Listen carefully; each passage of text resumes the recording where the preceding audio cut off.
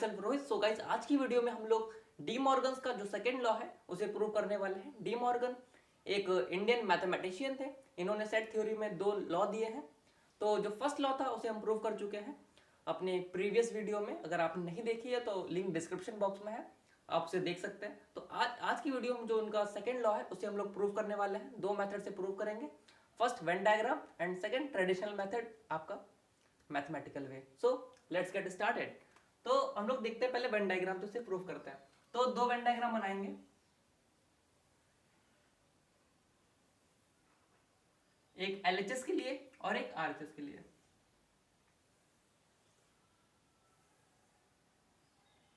Okay, तो 2 set है आपके पास, set A and set B. तो आपको दो सेट भी बनाने पड़ेंगे, set A and set B.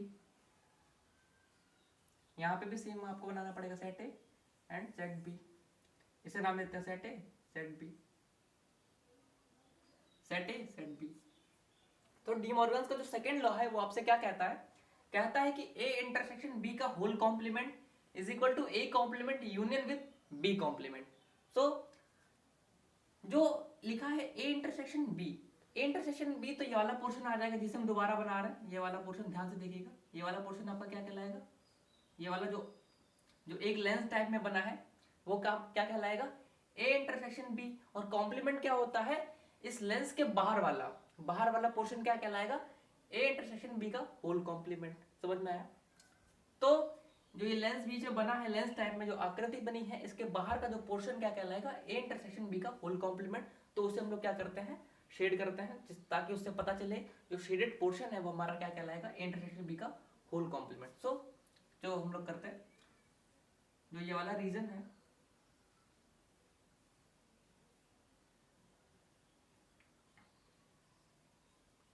ये हमारा क्या शो कर रहा है? ए इंटरसेक्शन बी का होल कॉम्प्लीमेंट।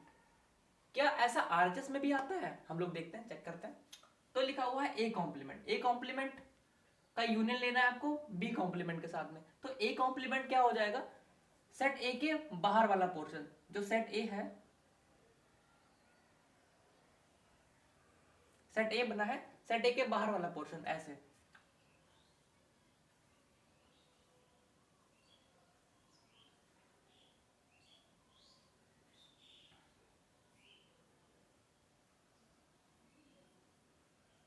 जो ये हमने हॉरिजॉन्टल लाइन से जिसे डिनोट किया है वो क्या है? ए कॉम्प्लीमेंट है।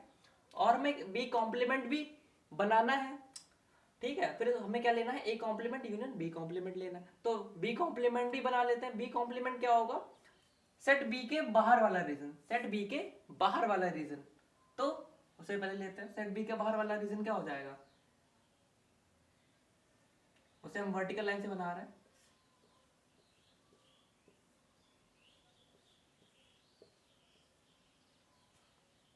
सेट बी के बाहर वाला, तो ये लाइनें नहीं आएंगी जो हमने सेट बी में बना दी है, ये लाइनें नहीं आएंगी। ये वाली, एक सेकेंड, इरेज कर रहा है। चलिए इसे दोबारा बना लेते हैं।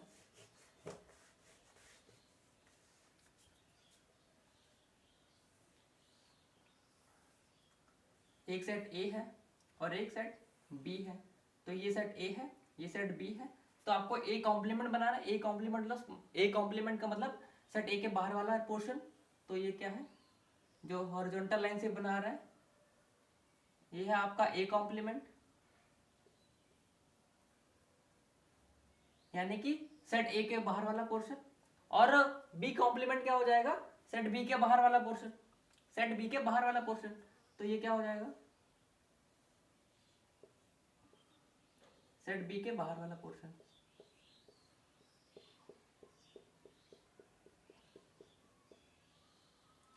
तो आपको क्या लेना है? आपको लेना है A complement union B complement. तो ए कॉम्प्लीमेंट जो हॉरिजॉन्टल वाली लाइन है और बी कॉम्प्लीमेंट जो वर्टिकल वाली लाइन है, इन सब का जब आप यूनियन लेंगे तो यूनियन में तो सब आ जाएगा। ये जो ये पोर्शन है, ये वाला जिसे हम ऐसे करके बना रहे हैं, ये सब आ जाएगा। बस सिर्फ ये बचेगा, सिर्फ ये बचेगा जो आपका लेंस के तरीके बना हुआ है, सिर्फ ये बचेगा। ये पोर्शन क्या है? ये तो क्या है? ए इंटरसेक्शन बी है आपका। ए इंटरसेक्शन बी का होल कॉम्प्लीमेंट ये आपने बना रखा है। तो आप इसे ऐसे लिख सकते हैं, A complement union B complement, ये आप इसे लिख सकते हैं ऐसा, क्योंकि इसी का तो हमने डायग्राम बनाया है। तो आप क्या देख रहे हैं, ये वाला डायग्राम और ये वाला डायग्राम सेम है, क्योंकि इसमें भी सारा पोर्शन शेडेड है, सिर्फ बीच वाला पोर्शन बच रहा है। सेम यहाँ पे भी बीच वाला पोर्शन बच रहा है। तो इन दोनों के वेन डायग्राम क्या है, सेम वेन डायग्राम है। तो इसका मतलब यहाँ से प्रूव होता है कि दोनों इक्वल है। तो ये है आपका सेकेंड लॉ, जिसे हमने डी मॉर्गन्स जो वेन डायग्राम की सहायता से एक्सप्लेन भी कर दिया कि हाँ ये इक्वल होते हैं। चलिए इसे अब मैथमेटिकल वे से कर लेते हैं, ठीक है। तो इसे इरेज करते हैं।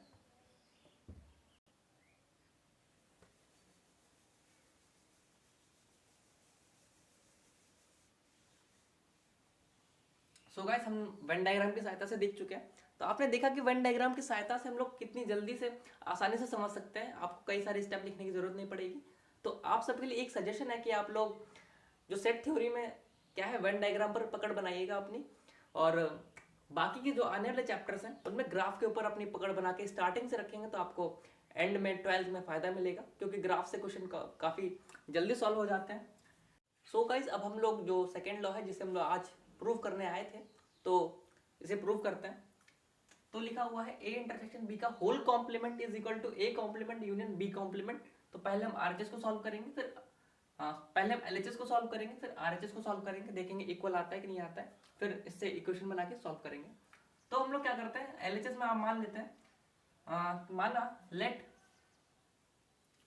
x belongs to A intersection B का होल कॉम्प्लीमेंट।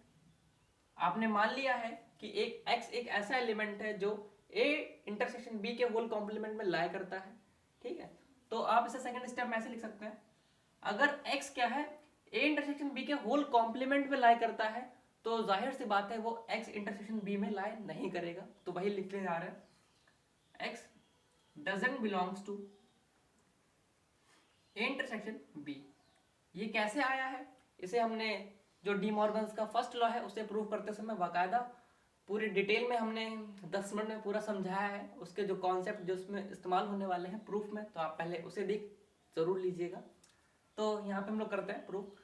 तो ये लिखा है x doesn't belongs to A intersection b, तो आप इसे नेक्स्ट स्टेप में ऐसे लिख सकते हैं, x doesn't belongs to a, और यहाँ पे इंटरसेक्शन है, इंटरसेक्शन के लिए हम लोग किसका इस्तेमाल करते हैं, एंड वर्ड का इस्तेमाल करते हैं। बट यहाँ पे लिखा हुआ है डजंट बिलोंग्स टू, तो एंड इसमें परिवर्तित हो जाएगा और में परिवर्तित हो जाएगा, और x doesn't belongs to b। Okay, तो आप इसे कैसे लिख सकते हैं, आप इसे लिख सकते हैं x डजंट बिलोंग्स टू, हाँ तो आप इसे ऐसे लिख सकते हैं, x अगर a से संबंध नहीं रखता है तो आप इसे ऐसे लिख सकते हैं, x belongs to a complement. अगर a में नहीं उपस्थित हो तो a कॉम्प्लीमेंट में जरूर उपस्थित होगा, ऐसा होता है। और x belongs to b complement, ऐसा आप लिख सकते हैं। उसके बाद में क्या लिख सकते हैं आप, लिख सकते हैं कि x बिलोंग्स टू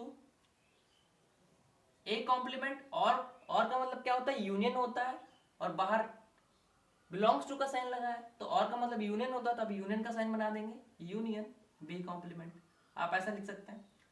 तो आप क्या देख रहे हैं, यहां से देखिए, यहां पे लिखा है x belongs to a intersection b का होल कॉम्प्लीमेंट, और यहां पे लिखा है x belongs to a intersection union b का होल कॉम्प्लीमेंट। तो यदि कोई सेट है, सेट a के सारे एलिमेंट सेट b में उपस्थित है और सेट b के सारे एलिमेंट a में उपस्थित है, तो वो सेट क्या कहलाते हैं, एक दूसरे के सबसेट कहलाते हैं। ये हमने सबसेट वाले चैप्टर में, सबसेट वाले जो लेक्चर था उसमें बता के रखा है। तो आप उसे देख सकते हैं, लिंक डिस्क्रिप्शन बॉक्स में। तो आप यहाँ से लिख सकते हैं, यहाँ से ये दोनों स्टेप से क्या लिख सकते हैं, इन दोनों स्टेप से आप लिख सकते हैं a इंटरसेक्शन b का whole complement, a intersection b का whole complement is a subset of a complement union b complement. तो ये आपका क्या आ गया, एलएचएस में इक्वेशन 1 आ गई।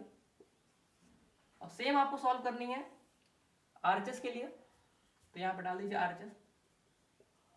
तो आरएचएस में क्या करेंगे, y एक ऐसा एलिमेंट आप मान लेंगे जो कि y belongs to A complement union B complement. Y एक ऐसा एलिमेंट है जो A complement union with B complement में उपस्थित है।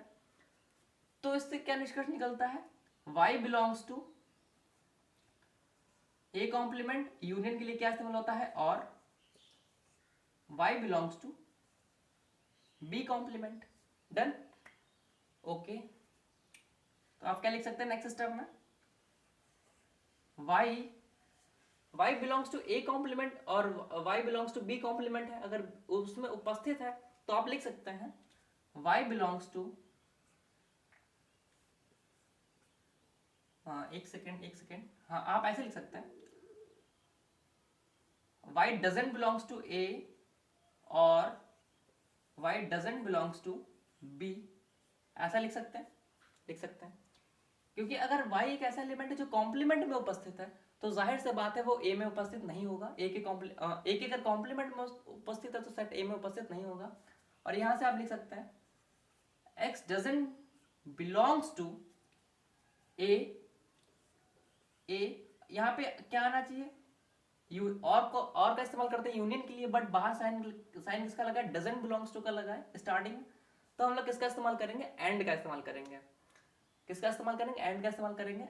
And means intersection, y doesn't belongs to a intersection b, okay.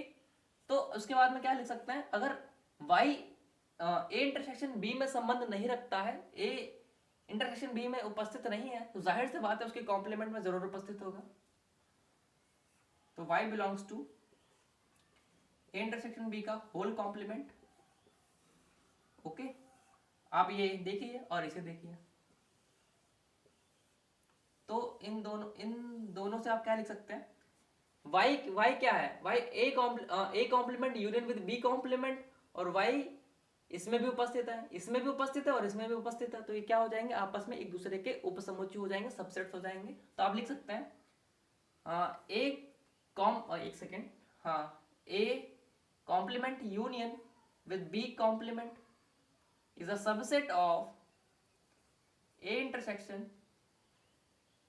B का होल कॉम्प्लीमेंट। ये इक्वेशन 2 हो जाएगी। फिर आप देखेंगे इक्वेशन 1 में क्या है, A इंटरसेक्शन B का whole complement is a subset of A complement union B complement, ये दोनों आपस में सबसेट है।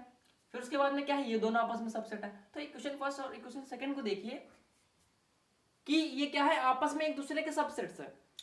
तो आप जब कोई सेट, एक सेट इसे A मान लीजिए, इसे B मान लीजिए, तो थोड़ी देर के लिए समझने के लिए A मान लिया, तो ये B हो जाएगा इसके हिसाब से, तो ये A हो जाएगा।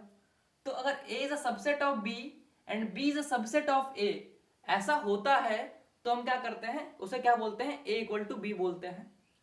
ये होता है हमारा एक कॉन्सेप्ट जिसे हमने डी मॉर्गन्स लॉ का प्रूव करते समय बताया था और सबसेट्स को पढ़ाते समय भी बताया था, ओके। तो इक्वेशन 1 और 2 से आप क्या लिख सकते हैं, इक्वेशन 1 और 2 से आप लिख सकते हैं, यही लिख सकते हैं जो प्रूफ तो आ गया आपका। ए क्या हो जाएगा, ए इंटरसेक्शन विद बी का whole complement equal to A complement union with B complement. तो ये क्या हो गया, आपका प्रूफ हो गया। आप ऐसे इसे प्रूव कर सकते हैं। तो ये हुआ डी मॉर्गन्स का सेकेंड लॉ। अगर आपको वीडियो अच्छा लगा हो तो आपसे लाइक करिएगा और चैनल को भी सब्सक्राइब कर लीजिएगा। Thank you guys.